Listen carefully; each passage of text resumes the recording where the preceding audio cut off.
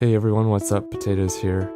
For those of you who are new to the channel, I'm a Twitch streamer. I also do YouTube, obviously, because you're here watching my YouTube video.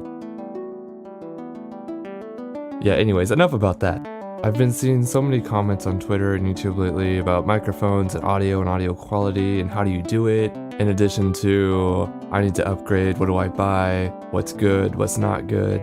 And from the audio engineer's standpoint, I decided to take the time and look around to see not only what people were using now, but what they could also get for the same price point to increase their quality. Looking around, I decided to use Amazon. After looking at it, it seems that Amazon offers these items at the same price as a manufacturer, if not at a discounted rate. I've created 3 lists within Amazon. Each contain different equipment for different price points. But before we jump into that, I want to talk about microphones real quick. What's a good microphone? What's a bad microphone? What's something that's optimal for doing voiceovers and commentaries? Some of the most common microphones you'll find are dynamic microphones, and these microphones don't require power, they're very easy to set up, but they're very quiet compared to condenser microphones and ribbon microphones, which is why most people will not use them for podcasts, voiceovers, commentaries, etc. Aside from dynamic microphones, condenser microphones are also a very popular option, and these are actually the ones we will be wanting to use for gaming and voiceovers and all that. These microphones are a little bit different than dynamic in that they require phantom power or 48 volts for them to run.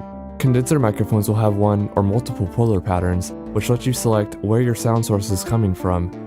This allows you to select a pattern and reject, say, any noise behind your microphone that you may not want. The third type of microphone, and most fragile, is the ribbon microphone. Ribbon microphones are the most expensive and are very sensitive to loud noises. In fact, too loud of noise can actually break the microphone.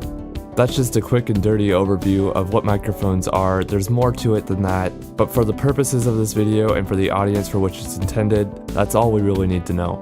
So keeping in mind that condenser microphones are what we will be talking about today, the first microphone I've picked out for our budget list is the CAD GXL 2200. Now, believe it or not, the CAD GXL 2200 is actually the mic I'm using to record right now. Coming in at $70, it's about the same price as most other microphones and headsets you'd find for gaming applications at this price point. But potatoes, this is just a microphone. Yes, I know. This microphone has a cardioid pickup pattern, which means it denies sound from the back while allowing sound to enter from the front of the microphone. But potatoes, it doesn't have a USB connection. Yes, I realize this. The CAD GXL 2200 has XLR connection, which is actually the industry standard for microphones. What does this mean for PC users? Well, that's easy. All you need to connect this to your computer is an audio interface, and a cord of course. For this price point, I've chosen to use the Behringer Xenix 302 USB mixer. This mixer features custom preamps, designed to keep your microphone sounding great 24/7. As a bonus feature, it also comes with some free software for editing, including multiple plugins and software instruments if you're interested in making some music. It uses a simple USB connection to connect to your computer, which makes it versatile for pretty much any computer on the market. Now, one thing I forgot to mention is that you'll need a cord still. Now, although we can spend $4 to $7 on a cord, I would actually recommend going for a suspension arm. The newer NW35 is a suspension arm that I personally use. It already has an XLR cable running through the system and is very easy to transport and deploy. I've had mine for about 2 years now, and it's worked flawlessly every time I've needed it to, plus it's traveled with me many miles. The total for this budget setup comes out to around $140, and while remaining completely versatile, it still only comes out to around $10 more than the Blue Yeti. In this package, you'd receive a reliable microphone, an audio interface, a suspension arm, and software to edit any projects you have. Now, on the higher end of the scale, I would recommend switching out your audio interface to a Fosterite Scarlett 2i2. This audio interface has higher quality preamps in addition to higher quality software and samples. The principle behind this audio interface is the same as the Behringer, yet it maintains its competitive edge with 24-bit recording at 96 kHz. Also at this price point, I would recommend going with a microphone like the AT2020. Designed by Audio-Technica, this microphone is very versatile and can handle anything that you can throw at it. Except for your computer, of course. Again, this microphone has a cardioid pickup pattern, rejecting sound from the back while maintaining clear and accurate sound from the front. Keeping the suspension arm from the last setup, this is going to run you about $226. Whoa, potatoes, that's a lot. I don't want to spend that much money. What the heck are you thinking? Just options, chill. There's a third option, it's the one I use, and it sits right in the middle of the two. I would personally recommend this setup for any gamers, podcasters, content creators. Whether you live stream or do pre-recorded content, I would recommend this as an all-around option. In this setup, you'd stick with the same suspension arm, you'd go for the CAD GXL 2200, but we'd switch out the interface to the Tascam US 1200 USB. This interface features 6 inputs and 2 outputs, with options for rack mounting. It also comes with custom drivers, custom preamps, custom software, the whole shebang, right there. Now what sets this audio interface apart is the custom software it comes with. Personally, I wouldn't choose another interface to stream with. So really quick, let's go check that software out because it's definitely something that sets this one apart.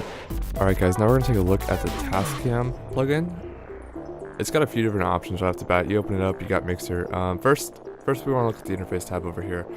You can see that it records at 24-bit at 48K, which is really good. And then it's got 2 different modes here, multi-track and stereo mixed mode. You can use them for different purposes. Multi-track, I think, is the one geared towards audio editing and post-production, and the stereo mixed mode is for bringing in multiple inputs and more for streaming. I don't personally use that. I've had issues with that, but then again, I'm on Mac and I have a few different issues to begin with just because of how I've modified my computer. You can choose line outputs and stuff, so you can have a few different options there right off the bat.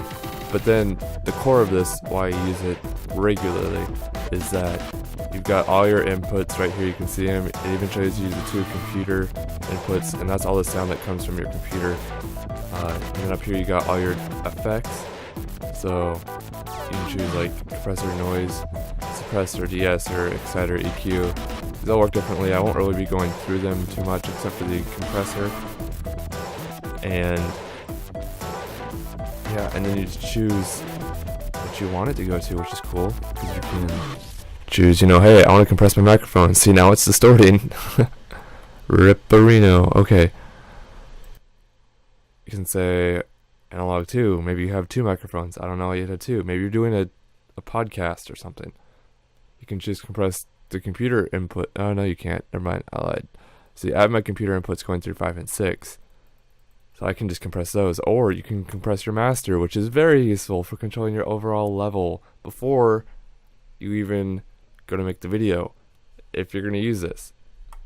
Effects. See, you got to turn it on first. You have all these different effects. It shows you your input and output.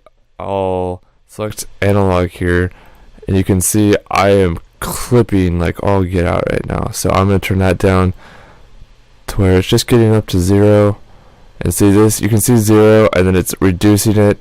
Usually when that happens, it's too late. You are distorting. You turn the gain down a little bit more maybe. Okay, wow. Very powerful. Okay. Well, if I turn my ratio up a little bit, that will definitely help. I'll turn this down a little bit. And there, now we should be getting, okay. I screwed that up. Okay, now we should get,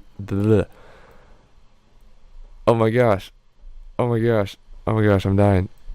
Okay, now we should be getting relatively perfect audio. Also, you can see here, you can switch between these 5 plugins here. They all do different things. And if you don't know what they do, Google it. And we've also got the reverb plugin here, which you can have on. Pre-delay and reverb time. And then you just send what you want, send effects, send reverb, and also to the master. And it's that easy. It's that easy. So it's as powerful as you want it to be, or as simple as you want it to be too. Unfortunately, you can't add third-party plugins. I wish you could. I'd use some different plugins that I have already on my computer, but yeah. Alright guys, so that's the cool software that it comes with. I would recommend using it. It's never really let me down, it's never really failed. It's always kind of been there to compress my streams to make sure everyone can hear it. It's all around just a really nice design piece of software for live media. One last thing I wanted to touch on real quick was some custom software that you can get for free. I would recommend Googling some VST software, especially if you're using Audacity. You can find all sorts of plugins from like compressors to noise suppressors, and you can get third-party stuff that may work better, something more custom.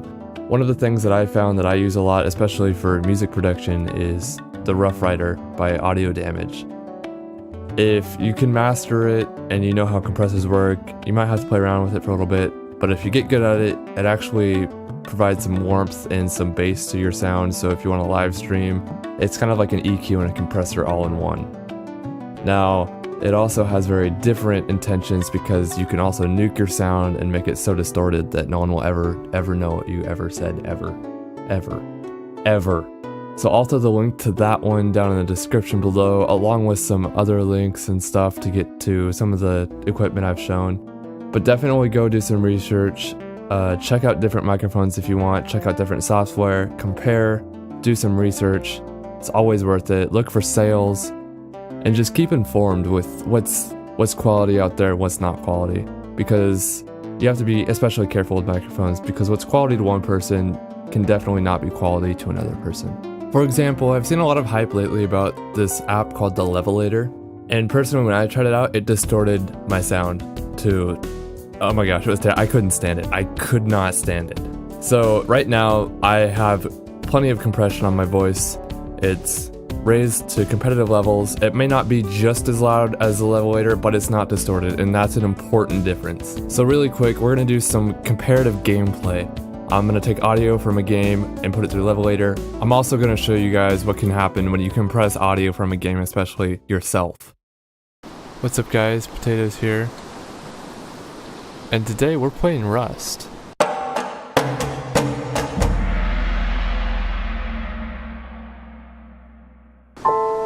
Yeah, Rust, I know.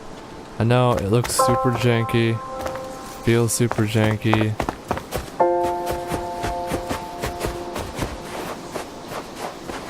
Everything's janky all the time.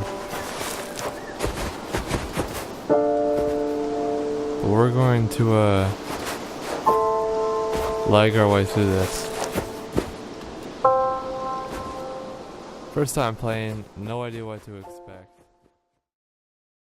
What's up guys, Potatoes here. And today we're playing Rust.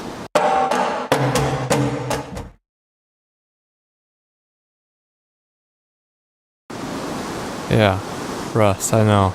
I know, it looks super janky, feels super janky.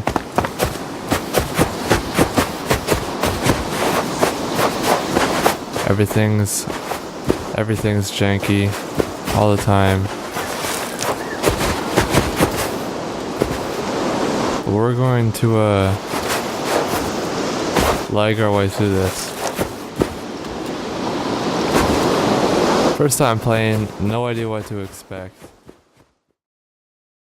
Okay guys, so that was the difference between the Levelator and doing compression myself. You can tell when I did the compression, it was a lot clearer. It wasn't quite as loud, but it wasn't distorted and it wasn't punchy. The attack times and the release times were spot on. And for some reason, the Levelator decided to mute part of my audio after that little intro part. I don't know why. So it's been my experience, and it still is my experience, as you guys just saw, that the Levelator is still something that I would not use compared to doing it yourself. One last quick thing that I didn't plan on touching on was, what can we use to edit our audio? Well, you can use Audacity, which is a free program. I've used that before, I used it a lot, and it works really well. I've produced some music on that, and I've liked the way it's come out. Currently, I'm using Logic Pro X on my MacBook. It works extremely well. The plugins that come with it are fantastic. If you've got $200 and a Mac, I'd recommend getting it. And from saying that, I've also used other stuff on the other end of the spectrum, like Pro Tools. I've used the HD versions of Pro Tools on like 24, 32, 48 channel mixers and stuff. So I've used the high-end stuff, I've used the low-end stuff, and still I'd personally stick with this setup right here for podcasting, gaming, and all of that. But yeah, that's about all I got for now.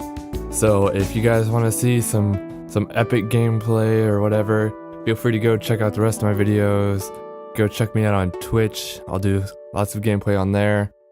Yeah, that's all I can think of for now. So until the next video, guys, I will see you later.